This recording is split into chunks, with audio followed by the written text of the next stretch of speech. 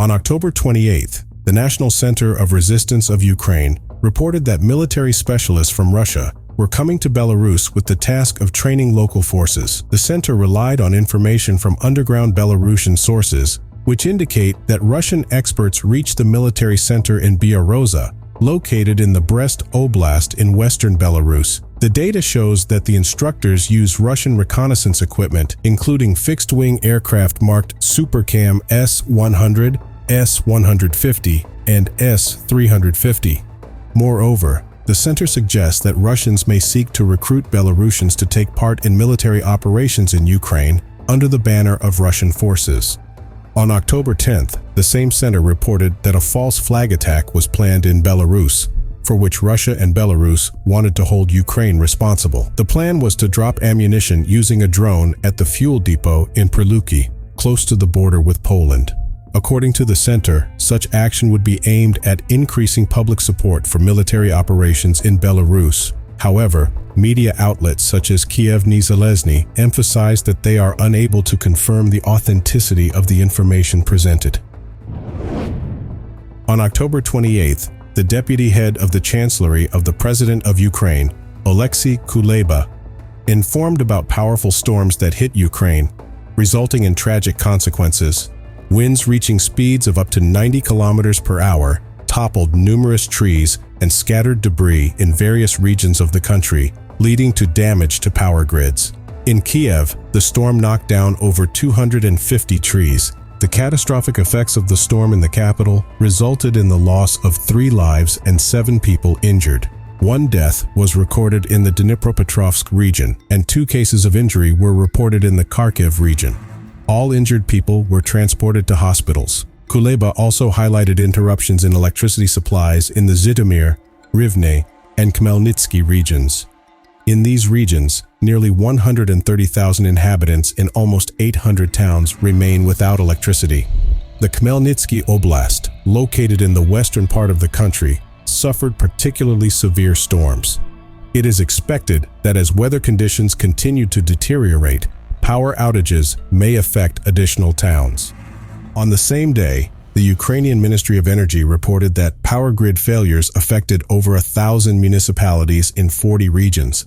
The whole of Ukraine is experiencing intensive activities of rescue services, which are trying to remove the effects of the storm, such as fallen trees or damaged structures.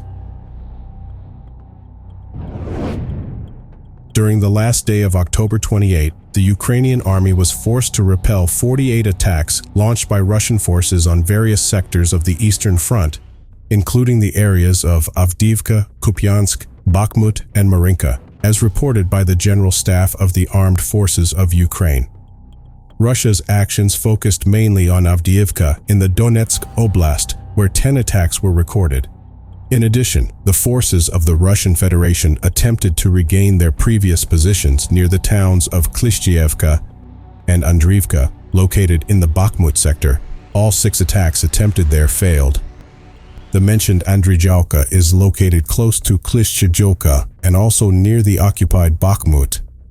The General Staff also added that during that day, Russian forces carried out a series of attacks on Ukrainian positions, including 5 missile attacks, including using Iskander missiles, 18 air attacks, and 20 artillery fires.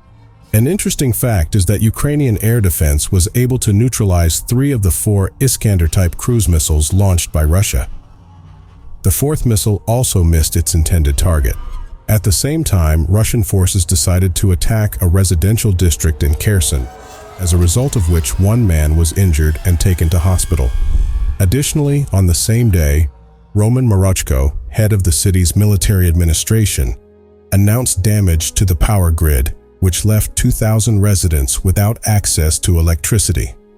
Later in the day, Serhiy Lysak, governor of the Dnipropetrovsk region, provided information about Russian attacks on the communities of Nikopol and Chervohorivka. It is worth noting that Nikopol is located on the partially dry Kakhovka Reservoir, opposite the Russian-occupied Enerhodar nuclear power plant, and Zaporizhia, thus becoming a frequent target of Russian attacks.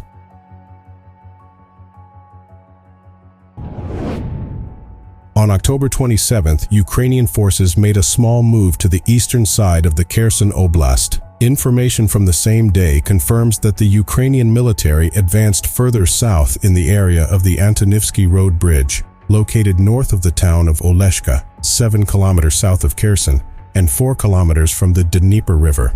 At the same time, a well-known Russian blogger already on October 25th suggested that Russian forces had pushed Ukrainians out of the town of Krynki, which is located 30 kilometers northeast of the Kherson Oblast and only 2 kilometers from the Dnieper. Nevertheless, according to this blogger, despite Russian attempts, Ukrainian forces still held their positions in Krynki as of October 26. In his reports, the same blogger also reported that Ukrainian troops launched an attack near the town of Pishchenivka, which is located 14 kilometers east of Kherson and 3 kilometers from the Dnieper River. These forces were also active along the route near the towns of Pidstepne, 18 kilometers east of Kherson and 4 kilometers from the Dnieper, and Kozachi Laheri, 22 kilometers east of the city of Kherson and 3 kilometers from the Dnieper River.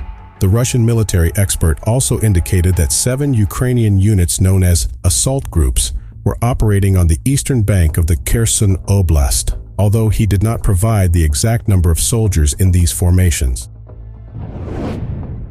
Russian forces carried out offensive operations along the Kupiansk-Swatowe-Kreminna route, but no progress was recorded on October 28. A blogger from Russia emphasized that units from the Russian White Wolves Battalion carried out a successful attack near Kreminaya. Another Russian source reported that Russian troops had moved to the Makivka area, 22 kilometers northwest of Kreminaya, and had launched an attack on October 27 near Sinkovka, 8 kilometers northeast of Kupiansk, and Kislovka, 20 kilometers southeast of Kupianska. On October 28, Ukrainian military authorities confirmed that Russian forces had attacked the area around Sinkovka and Ivanivka, 20 kilometers southeast of Kupiansk, but had not taken offensive action towards Lyman.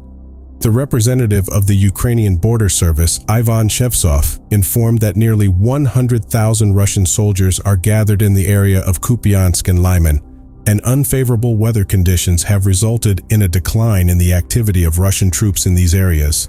In turn, Russian sources reported that Ukrainian forces conducted offensive operations along the Kupiansk-Swatowe-Kreminna line, but on October 28, they did not achieve any significant successes. The Russian Ministry of Defense reported that Ukrainian soldiers unsuccessfully attacked the area of Sinkivka, Nadia, located 16 kilometers west of Swatov, Torsky, 15 kilometers west of Kreminna, Dibrova, 7 kilometers southwest of Kreminna, and Hryyorivka, 11 kilometers south of Kreminaya. On October 28, according to information provided by the Ukrainian General Staff, Ukrainian forces continued their offensive operations to the south of the city of Bakhmut. Reports show that Ukrainian troops are preventing the effective use of Russian artillery in the southern part of Bakhmut by using drones. Yuri Butusov, a Ukrainian reporter, referring to information from a Russian video interview with a tank commander, known as Tomsk, operating near Klishchivka, 7 kilometers southwest of Bakhmut, emphasized that the actions of Ukrainian drones make it difficult for Russians to effectively use tanks during the day. Tomsk noted that in response to this, Russian forces conduct night fire on Ukrainian positions to avoid detection by drones, which, in his opinion, do not function effectively at night. Butusov saw in these words an allusion that Russian artillery was positioned some distance from the front line to avoid attacks by Ukrainian kamikaze drones. On the same day, Russian forces counterattacked Ukrainian positions both north and south of Bakhmut, but no concrete advances or confirmed successes were observed. The General Staff of Ukraine reported that Ukrainian troops repelled Russian attacks in the areas of Klishchivka and Andriivka, 10 kilometers southwest of Bakhmut. Meanwhile, a Russian news source reported that on October 27, Russian troops attacked Ukrainian forces in the vicinity of Dubov-Vasilivka, 6 kilometers northwest of Bakhmut, Kromov, which is located immediately west of Bakhmut, and in the areas of Klishchevka and Andriivka. Ukrainian troops managed to maintain their positions in the town of Krynki. which is located 30 kilometers northeast of Kherson and only 2 kilometers from the Dnieper River. These actions took place on October 28th on the eastern side of the Kherson Oblast. Russian military bloggers confirmed that Ukrainian troops managed to maintain their positions in Krinky on October 27. On the same day, one of Russia's leading military bloggers reported skirmishes near the towns of Poima, 11 kilometers east of Kherson, Pishchenivka, 14 kilometers east of that city, and Pidstepny, 16 kilometers east of Kherson. Another Russian military blogger suggested that Ukrainian forces attempted to advance towards Pishchenivka, while a Kremlin-affiliated blogger pointed out that on the evening of October 26, Ukrainian forces attempted a fruitless attack in the same direction. Natalia Humanyuk, spokeswoman of the Ukrainian Southern Operational Command, added on October 28 that Ukrainian forces are conducting various combat operations on strategic sections of the front towards Kherson, and eliminating Russian observation posts and positions on the islands of the Dnieper Delta. Additionally, geolocation-based material published on the same day suggests that Russian forces managed to move slightly east of Krinky. A well-known military blogger from Russia reported that he personally heard the President of Russia, Vladimir Putin, communicate his desire to send Russian recruits to work in the Russian border services. Prior to these revelations, ISW had noted information regarding Russian recruits' service in border areas, and other military bloggers had criticized the Russian command for relying on less experienced conscripts to guard the borders. Messages from Russian Telegram showed that the Republic of Chechnya is recruiting volunteers for the armed forces of Russia and the Rosgvardia. According to this information, since the beginning of the conflict, Chechnya has created 3 battalions and 3 regiments subordinate to the Russian Ministry of National Defense and 3 units consisting of a total of 5,000 soldiers in Rosgvardia. It was also reported that volunteers first sign contracts with the Chechen Republic and then conclude subsequent contracts with the Russian Ministry of Defense in Rosgvardia. Reports also say that Chechen leaders such as Daniel Martinov and Apti Aladinov are recruiting former Wagner Group combat squads into the Chechen Bakhmut units.